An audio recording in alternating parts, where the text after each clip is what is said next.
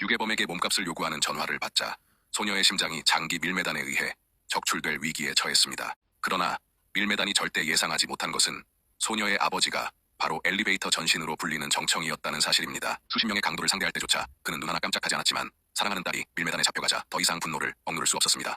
그는 반드시 자신의 방식으로 그들에게 가장 처참한 대가를 치르게 할 것이었습니다. 정청은 곧바로 가속 페달을 바닥까지 밟으며 딸을 태운 차량을 필사적으로 추격하기 시작했습니다. 그러나 거의 따라잡을 뻔한 순간 과거의 원수가 갑자기 길을 막아섰습니다. 빗발치듯 쏟아지는 수백 발의 총탄을 마주한 정청은 잠시 딸을 포기할 수밖에 없었고 급격히 후진하며 속도를 내었습니다. 이미 또 다른 광기 어린 탈출 방법을 생각해냈기 때문입니다. 다행히 정청이 때마침 도착해 장기가 적출되기 직전에 딸을 구해냈습니다. 그러나 최악의 상황은 이 격렬한 전투가 태국 전체를 뒤흔들었다는 점이었습니다. 밀매단의 장기 거래 장소와 마약 제조소 역시 경찰에 의해 일망타진되었습니다. 그러나 모두가 절대 예상하지 못한 것은 이 장소가 태국 최고의 폭력 조직 두목 차포시 운영하는 곳이었다는 사실이었습니다. 심지어 일부 고위 관료들도 그의 수하에 있었습니다. 애써 운영하던 장소가 무너지자 두목 차포스는 격분하여 반드시 모든 이에게 가장 처참한 대가를 치르게 하겠다고 선언했습니다. 엘리베이터 전신 정청은 낯선 태국 땅에서 의지할 곳 하나 없었으며 심지어 딸과 함께 출국하기도 밀항을 선택해야 했습니다. 그러나 불필요한 문제를 피하기 위해 정청은 태국에 와서 알게 된 화제에게 도움을 요청해 충격에서 벗어나지 못한 딸을 돌봐달라고 했습니다. 자신은 밀항 출국을 위한 배표를 구매하러 가야 했습니다. 그러나 화제는 목숨을 걸고 싶지 않다며 거절했습니다. 광기에 사로잡힌 자칭과 잔혹한 차포시, 언제든 그들을 살해할 수 있다는 두려움 때문이었습니다. 화제가 무정하게 전화를 끊자 정청의 절망과 무력감이 다시 솟아올랐습니다. 그러나 그는 사랑하는 딸을 위해 엄청난 위험을 무릅쓰고 의류점에 가서 딸에게 맞는 옷과 귀여운 인형을 사주었습니다. 또 여관을 아늑한 호텔로 바꾸었습니다. 딸이 밀매단에게 속아 납치된 후 심각한 우울증에 걸렸기 때문에 정청이 할 수 있고 유일하게 할 수 있는 것은 사랑으로 딸이 서서히 정상으로 돌아오도록 돕는 것이었습니다.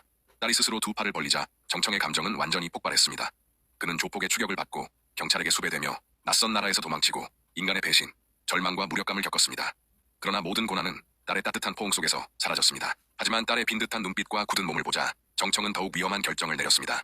바로 즉시 심리 의사를 불러 딸의 심리 상태를 진찰하는 것이었습니다. 다행히 딸은 심각한 문제가 없었습니다. 그러나 의사가 떠나려 할 때 정청이 그녀를 불러 쓰고는 딸을 잠시 돌봐달라고 부탁했습니다. 급한 일을 처리해야 한다는 이유였습니다.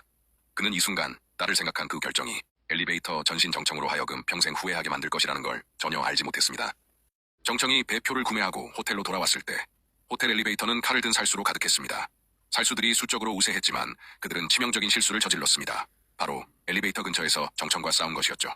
정청이 아래층의 목숨을 건 살수들을 처치한 후 복대도 살수들이 가득 차 있음을 발견했습니다.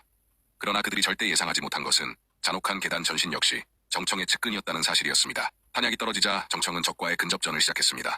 권총의 화력이 없더라도 정청의 실력은 상당히 무시무시했습니다. 정청이 다리를 힘껏 죄자 살수의 목이 뚝 하고 끊어졌습니다. 그러나 정청이 복도의 모든 살수를 처리한 후 자신의 복부에 칼이 찔려 있음을 발견했습니다. 하지만 정청은 이미 그런 것까지 신경 쓸 여유가 없었습니다. 딸이 위험에 처했을 것이기 때문입니다. 정청이 문을 열었을 때 자칭이 벌써 그를 기다리고 있었습니다. 차포세의 인신매매 거점이 경찰에 의해 무너지자 자칭은 스스로 차폭과 협력관계를 맺었습니다. 따라서 방 안의 모든 살수는 차포세의 정의 수하들이었습니다. 목이 잘린 심리의사를 보고 정청은 자칭에게 사랑하는 딸을 놓아달라고 간청했습니다. 그러나 잔혹한 자칭은 딸을 놓아주지 않을 뿐만 아니라 그녀를 칼로 난자하고 시신을 토막내겠다고 위협했습니다. 이는 정청을 격분하게 만들었고 그는 즉시 자칭과 맞서 목숨을 건 대결을 벌이려 했습니다. 그러나 자칭이 정청을 즉시 죽이지 않은 이유는 그가 문제를 일으킬까 두려워서가 아니었습니다. 정청을 자신의 도살장으로 데려가 원수의 배를 가르고 목을 잘라 피를 빼는 과정을 즐기고 싶었기 때문입니다. 그러나 수하들이 정청을 압송하려는 순간 한 대의 차량이 그들에게 돌진해 왔습니다. 정청의 친구 화재가 도착한 것이었습니다. 그녀가 온 이유는 정청이 딸을 구하려는 결의에 감동받았기 때문이었습니다. 몸이 풀리자 정청은 즉시 광기 어린 결정을 내렸습니다. 바로 딸을 데리고 도망치는 자칭과 맞서 목숨을 건 전투를 벌이는 것이었습니다. 자칭이 정청의 목조르기에 걸리자 그는 기관총을 난사하며 정청의 제어에서 벗어나려 했습니다.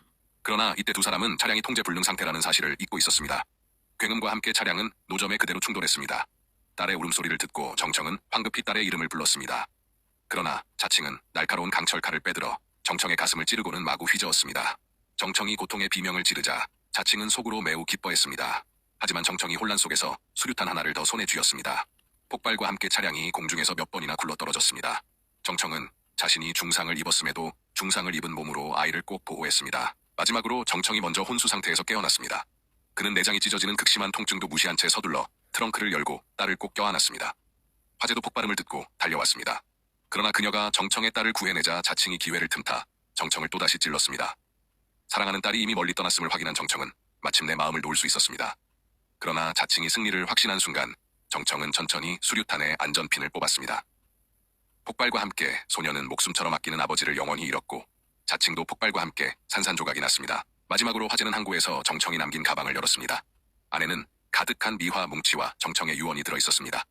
정청의 죽기 전 남긴 소원에 따라 화재는 소녀를 정청이 동경하던 파나마로 데려가 그녀와 함께 평화롭고 행복한 삶을 살았습니다.